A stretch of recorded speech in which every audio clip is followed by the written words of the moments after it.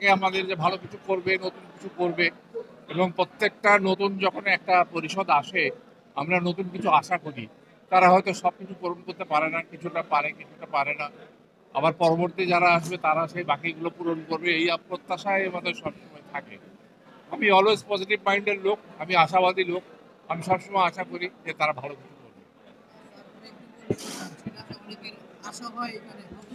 নতুনদের মেলবন্ধন, সবার একসঙ্গে দেখা হয়, কথাবার্তা হয়, মানে অভিজ্ঞতা শেয়ারিং হয় পুরনো আর নতুনের।